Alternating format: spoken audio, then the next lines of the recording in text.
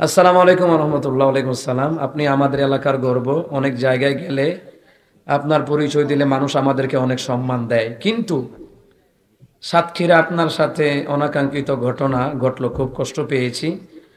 ওই ঘটনার ব্যাপারে আপনি কি পদক্ষেপ নিলেন? মামলা দিছি কোর্টের মাধ্যমে, মামলার মাধ্যমে এখন 2 লক্ষ টাকা জরিমানা হয়েছে, 70,000 পাঠাইছে, আর বাকিটা পাঠাই দিবে এই মাসের ভিতরে, কারণ মাফ চায়। তো আমার এবার আল্লামা তারেক মনোয়ার সহ বাংলাদেশের বড় শিশুস্থান আলেম বইছে, কইছে সব ক্ষমার মাফ হয় না, তাহলে মজা ছেড়ে দিবি কথা বল না কাম। আচ্ছা, আমরা যে মাহফিলও গেছি, আমি কি উড়াইল দিয়ে গেছি না দাওয়াত করে নিছে?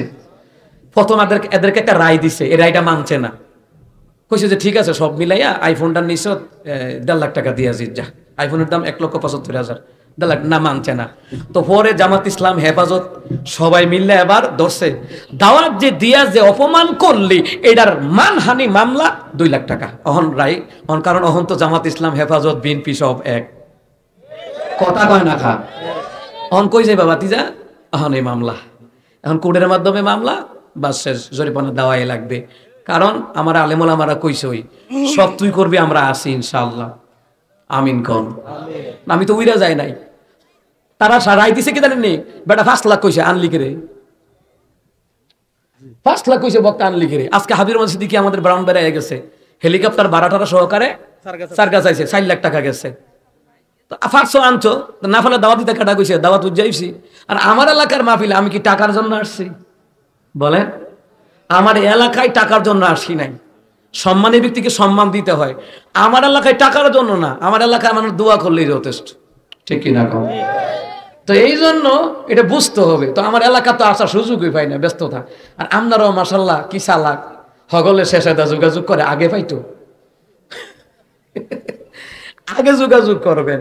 ঢাকায় আমার অফিসে যদি জুমার দিন যান, কইতারবেন কত জেলার মানুষ যাইয়ে দাওয়াতের লেগে খার হইতে, কত লোক ফিরে গেছে। কিন্তু বেশিরভাগ এবার প্রোগ্রাম দিছি ব্রাহ্মণবাড়িয়া জেলা, কুমিল্লা জেলা, আর কুমিল্লা জেলা 100টা প্রোগ্রাম দিছি। তা আমার অনেকে বলছে, অনেক আলেমারা বলছে, তোমার যে এলাকাতে চাহিদা বেশি, দূরে যাওয়ার দরকার নেই, তো দূরের প্রোগ্রাম ক্যান্সেল বা সব এলাকা দূরে যাওয়ার দরকার নেই। তো ভাও 250-300 কিলোমিটার দূরে উস্তাহিনী জার্নি করতে করতে, যাই হোক, আমার এলাকাবাসী আমার গর্ব। কারণ আমার এলাকাবাসীর জন্য, ওই যে আমি দোকানে একটু আগে এসার নামাজের পরে আসছি, পরে কয়েকজন বসে আমার ভাই চিনছুনি, আমি কি আমার এলাকার মানুষ যে মাহফিল দেখি, যে এই যে দেখি যে এই চেহারাটা যে দেখছি, এটা তো আল্লাহ সিনার মধ্যে গেঁথা দিয়ে রাখছে, দেখলোই তো মনে হয় এটা অমুক ব্যক্তি, এটা তমুক ব্যক্তি, কথা ঠিক কিনা? এই জন্য এলাকায় দল বিদল কোনো হিংসা বিদ্বেষ রাখা যাবে? আমরা যে কোনো দল যার যার, ইসলাম সবার, আমরা মিল্লামিশা থাকবো সমাজের মধ্যে। এত বড় একটা কেন্দ্রীয় মসজিদ, বাইরে তো আমরা কইতারি যে দেখেন আমরা কেন্দ্রীয় মসজিদ হইতেছে আল্লাহ দিলে, ইঞ্জিনিয়ার বাকের সাহেবের মাধ্যমে এলাকাবাসী মিলে সবাই করতেছি। ঐক্য থাকলে একটা সুগঠিত সমাজ গঠন করা সম্ভব। সমস্ত দলের দ্বারা ঐক্য থাকলে ইসলামী রাষ্ট্র গঠন করা সম্ভব। ঐক্য থাকার দরকার আছে না নাই? এটা আমার কথা না, আল্লাহর কথা।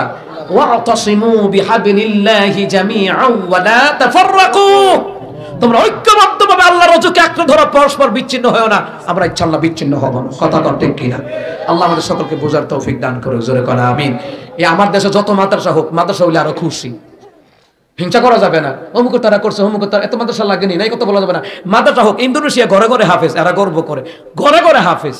আমার এলাকায় অসংখ্য মাদ্রাসা মসজিদ হচ্ছে, হবে। আল্লাহ তাআলা এগুলাকে ইসলামের জন্য, দ্বীনের জন্য, সমাজবাসীর জন্য আল্লাহ তাআলা কবুল করুক, বলে আমিন।